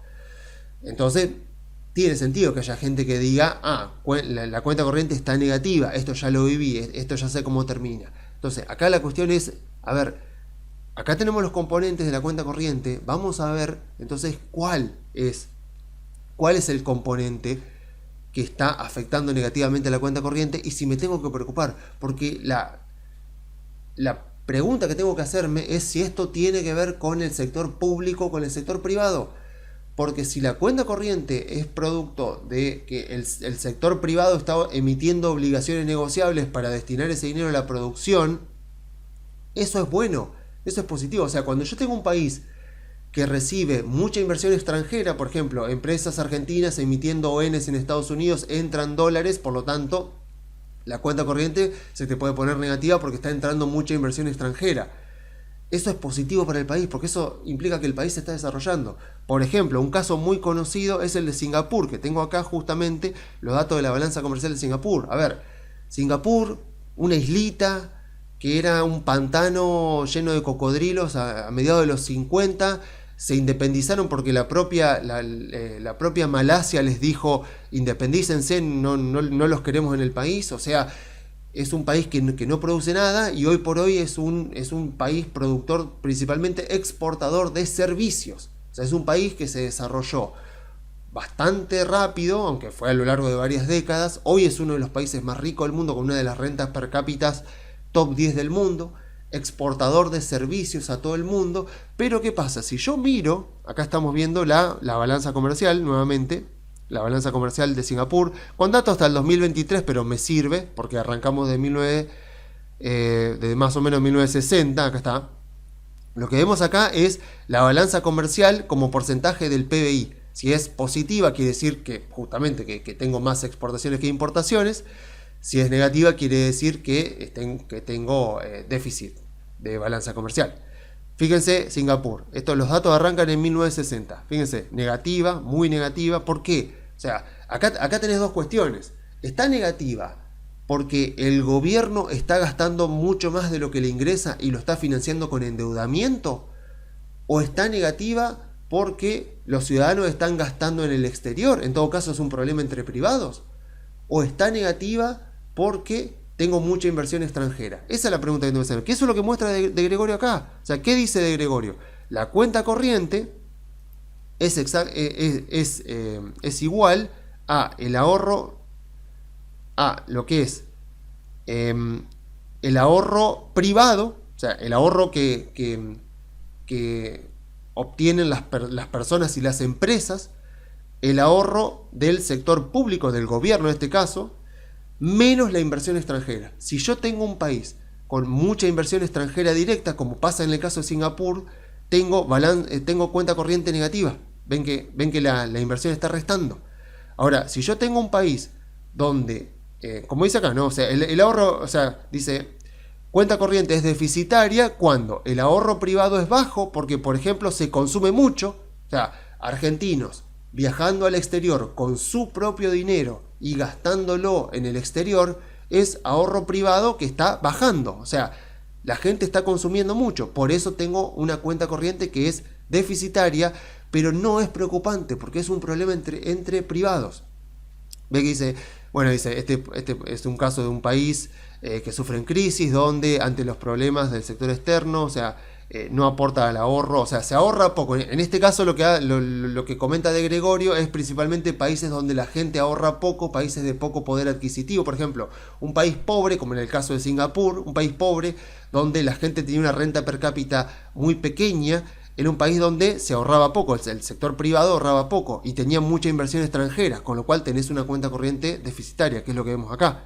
Tenés negativo, muy, fíjense todos los años, o sea, y que yo sepa, Singapur fue un país que habrá tenido sus crisis, por ejemplo, a finales de los 90, fue la crisis de los tigres asiáticos, donde estuvo involucrado Singapur, pero no fue un país de crisis recurrentes como las que tuvo Argentina, por la sencilla razón de que vemos hoy que es uno de los países más ricos del mundo, y vemos que Argentina no lo es.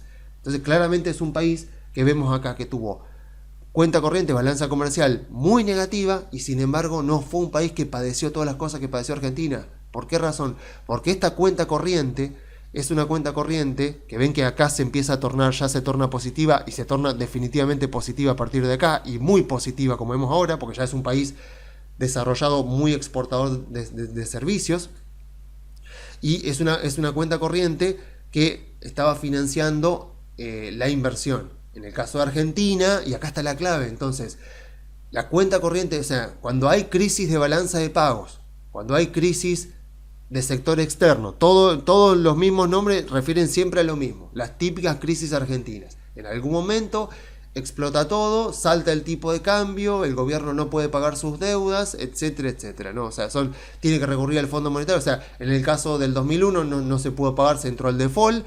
En el caso de Macri no podía pagar, entró al Fondo Monetario Internacional. Se repite sistemáticamente igual.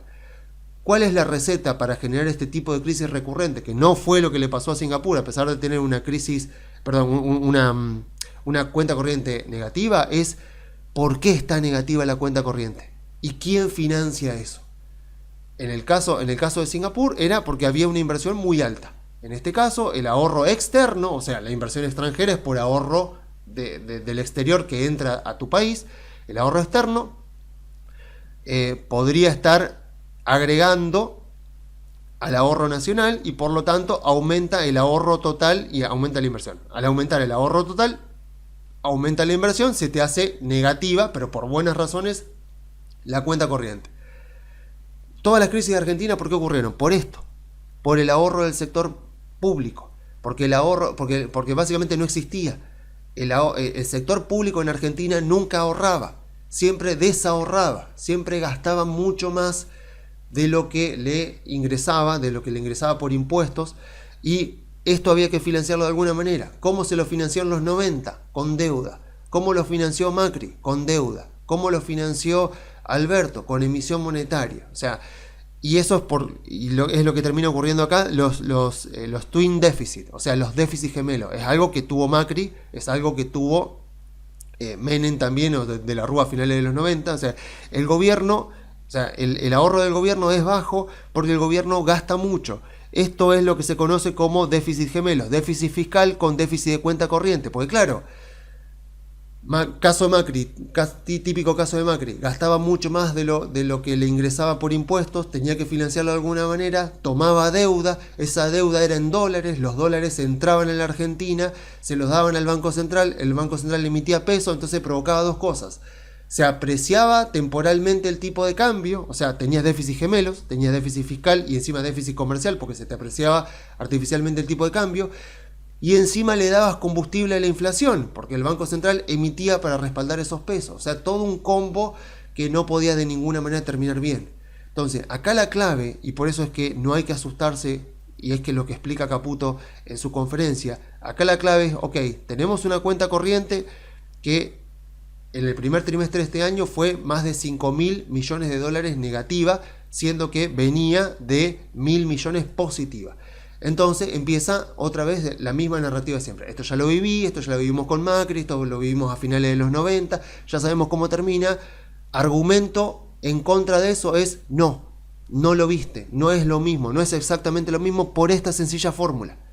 Mirá esta fórmula que le hago zoom, fórmula de la cuenta corriente. ¿Por qué era deficitaria la cuenta corriente en los 90? Por esto, porque Argentina casi siempre tuvo mucho ahorro privado por el famoso PBI de argentinos en el exterior. O sea, los argentinos ahorran mucho, sobre todo las empresas se cuidan mucho, y siempre Argentina tuvo muy poca inversión extranjera directa. En los 90 creo que fue el último momento en los cuales aumentó la inversión extranjera directa y creo que nunca llegó a ser más del 20% del PBI. A partir de ahí siempre a la baja, siempre la inversión extranjera directa en Argentina siempre es muy baja. Entonces tenés esto muy alto, tenés esto muy bajo, pero por sobre todas las cosas, esto casi siempre se ha mantenido bastante estable estos dos. ¿Qué es lo que cambia? Cambia esto. Acá está, o sea, las crisis de los 90, la crisis de Macri y todo, vino por este componente acá. O sea, es el ahorro del sector público. En ambos casos, si el sector público desahorra, o sea, gasta más de lo que le ingresa, tiene que financiarlo de alguna manera. Si Argentina entra, efectivamente, ahora que el gobierno argentino esta S la ha convertido en positiva, o sea, ¿por qué esta cuenta corriente en este primer trimestre se ha transformado en negativa? Se ha transformado porque entró mucha inversión extranjera directa. Un poco puede ser, no mucho. Se ha vuelto negativa porque el gobierno ha tenido déficit fiscal, no tuvo superávit fiscal. ¿Por qué se ha convertido esa cuenta corriente positiva del cuarto trimestre del 2024 en negativa? Por este componente, por el desahorro del sector privado. Muchos argentinos yéndose como corresponde a disfrutar de sus ahorros, del fruto de su trabajo, a vacacionar en el exterior. Es un problema entre privados. El problema puede terminar siendo del Banco Central si es que el Banco Central tiene que darles los dólares a todos los argentinos cuando llega la hora de pagar la tarjeta de crédito. Por eso es que todavía sigue existiendo esa percepción de ganancias de bienes personales del 30% si es que querés pagar tu tarjeta de crédito, que tenés algún saldo en dólares y querés pagarlo con pesos, por eso te cobran ese 30% para desincentivarte a que hagas eso, que vos mismo te encargues de conseguir los dólares, por ejemplo, haciendo dólar MEP ahí en tu cuenta comitente, por ejemplo, y de esa manera vos no le saques dólares de las reservas al banco, o sea, que el Banco Central no tenga que poner los dólares. Entonces, esta cuenta corriente deficitaria no es un peligro, no es algo que haya que preocuparse. Lo que tendremos que preocuparnos es si Milei pierde el superávit fiscal, porque ahí está la clave, porque la clave es esa. O sea, a ver, si yo veo que el gobierno pierde el superávit fiscal un mes, digo, bueno, puede ser este mes, por ejemplo, por el tema de los aguinaldos, puede llegar a pasar por algo circunstancial.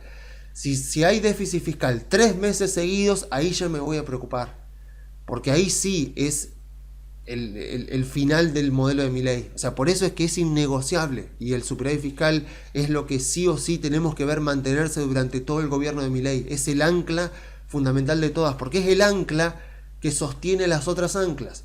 Porque si el gobierno pierde el superávit fiscal, si el gobierno entra en déficit fiscal, como bien sabemos los argentinos, ese déficit fiscal hay que financiarlo de alguna manera. Ya lo sabemos de memoria, nosotros hemos vivido todo. Hemos vivido aumentos de impuestos, porque claro, ¿cómo hay que financiarlo? Aumentando impuestos. Bueno, eso tiene un límite y generalmente el límite suele ser mucho más bajo de lo que el político considera. Argentina ya conocemos, un país con más impuestos del mundo, el gobierno ha tratado de bajar impuestos, veremos qué pasa después de las elecciones. Segurísimo vamos a ver al gobierno hacer una reforma fiscal muy importante, sobre todo que trate de sacar ingresos brutos, como dijo ya Milei varias veces. Pero volviendo a esta cuestión, si el gobierno tiene déficit fiscal y quiere financiarlo aumentando impuestos, sabemos que eso perjudica los incentivos para invertir y producir en Argentina. Baja la rentabilidad de las empresas, entonces los empresarios tienen incentivos para llevar sus empresas a otro lado.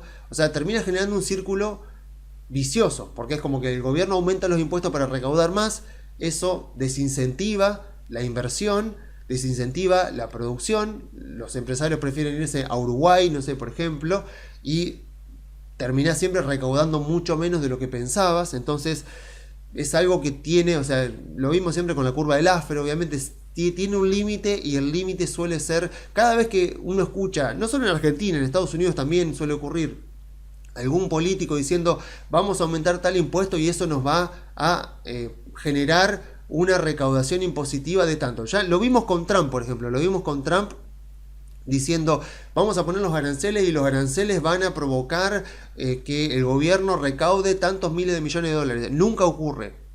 Nunca ocurre porque el empresario no es estúpido, y lo que dice es, bueno, si me aumentan los impuestos una vez me sorprendo, y ya a partir de ahí, de que pasó eso, me empiezo a cubrir, me empiezo a proteger, y en el peor de los casos me voy directamente y termina por no recaudar nada. Por eso la mayoría de los impuestos que se piensan y se promocionan en principio como impuestos a los ricos, terminan pagándolo la gran mayoría de la población. Entonces, financiar un déficit fiscal con impuestos tiene un límite. La otra es tomando deuda, lo cual acá nuevamente, o sea, como decíamos recién, si yo tomo deuda, tengo riesgo de que me entran dólares, se me aprecia el tipo de cambio, va en contra del ancla cambiaria, que es la segunda ancla que tiene Milei, que quiere mantener estable, y que quiere mantener un tipo de cambio que sea, no sé, más o menos estable, competitivo. O sea, no un tipo de cambio depreciado, pero tampoco que sea muy apreciado, que provoque un problema en la mayoría de las empresas argentinas.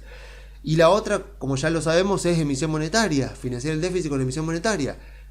Emitir moneda para financiar el déficit fiscal, ya lo conocemos, va totalmente en contra del ancla monetaria de Milei de bajar la inflación.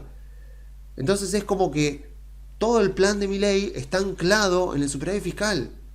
Entonces, mientras nosotros veamos eso, vemos que no me preocupa que la cuenta corriente se torne deficitaria.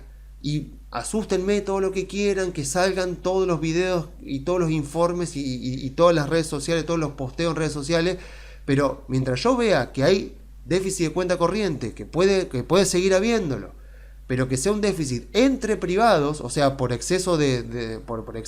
bienvenido exceso de inversión o por gasto entre privados, no hay ningún problema. El que tengo que cuidar, que provocó el 2001, que provocó el 2018-2019 de Macri, es el del sector público, es el desahorro del sector público. No está ocurriendo en este momento, difícilmente ocurra, pero claro, los riesgos siempre están, porque como ven, actualmente en senadores todavía está la ley de aumento a los jubilados. Milei ya dijo que la va a vetar, pero aún así el Congreso seguramente intentará insistir con esos 2/3 para tratar de obligar al gobierno a promulgar la ley. Por ahora no tienen esos 2/3, ese 66% de los votos, pero siempre está el riesgo. Entonces, como mínimo, Milei en estas elecciones, Milei con sus aliados, tienen que sacar un 35% de los votos. Con ese 35% de los votos de un bloque propio y fuerte, y que no les pase como le está pasando ahora de algunas diputadas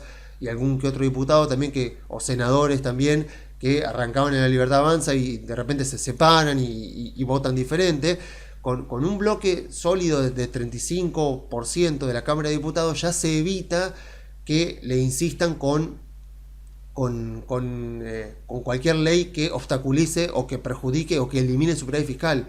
O sea, si vemos lo que pasó esta semana en el Congreso es lo mismo. O sea, nuevamente esta semana consiguieron quórum, no lograron aprobarlo, pero era nuevamente un paquete de leyes que querían aprobar los opositores para eliminar el superávit fiscal de Milei, porque vemos que ahí está el ancla principal de todas. O sea, esto es sostenible, esto no termina siendo igual que siempre por el superávit fiscal.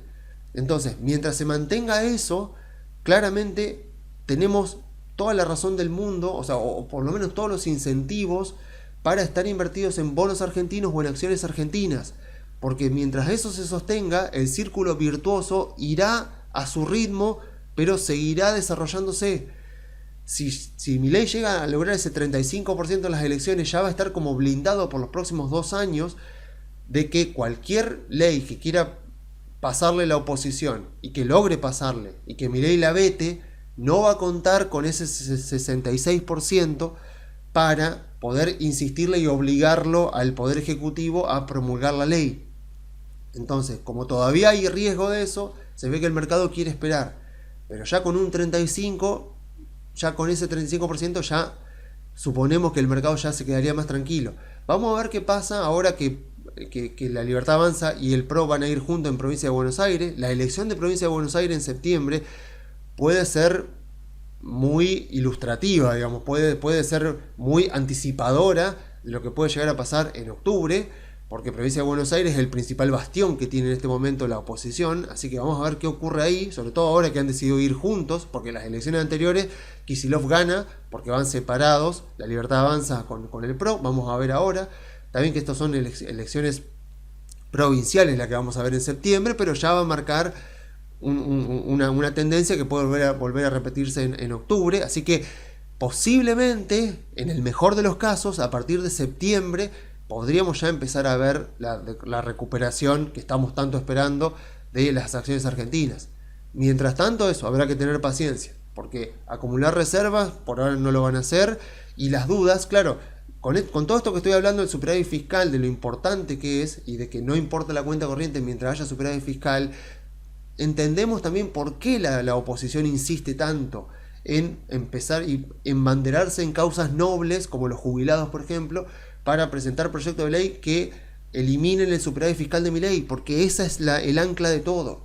Si no logra Milei sostener durante muchos meses el superávit fiscal, puede ser que empiece a tener problemas, no sé si con el tipo de cambio, por ejemplo, que eso le provoque perder apoyo popular, y si pierde apoyo popular puede perder apoyo en el Congreso, y si pierde apoyo en el Congreso podrían entonces conseguir ese 66% para evitar que Milei vete leyes. Entonces entiendo por ese lado que un inversor de Estados Unidos, que un portfolio manager prefiera esperar a decir voy a esperar hasta el resultado electoral, cuando Milei consiga un sólido 35% de la Cámara de Diputados y se refuerce también un poco más en el Senado y veamos que acumula reserva, ahí entonces puedo invertir tranquilo en Argentina, porque ahora sí sé que va a ser diferente por el superávit fiscal convencido y sostenido por el gobierno, y que ese superávit fiscal no va a ser puesto en riesgo por los opositores, que por ahora digamos que sigue estando en riesgo.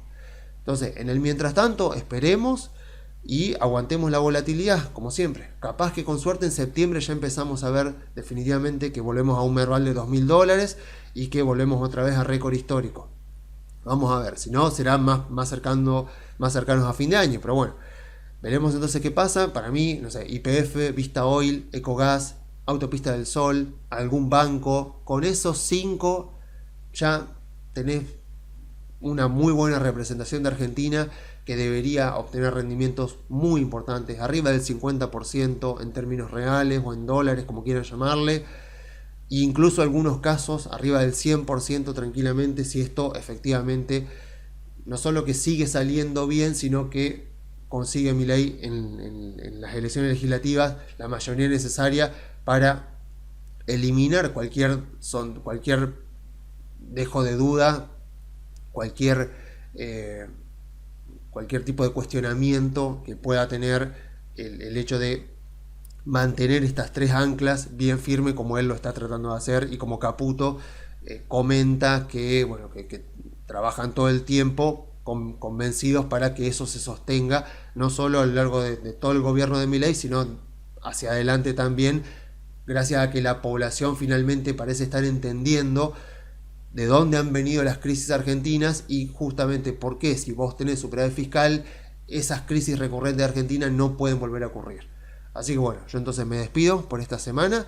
Si se quieren comunicar con nosotros, pueden hacerlo enviando un mail a info@conectarbursátil.com.ar, o si me quieren contactar personalmente, pueden hacerlo en X, en Twitter. Mi usuario es @leonardogalt, GALT. Así que bueno, nos vemos la próxima semana. ¡Chau!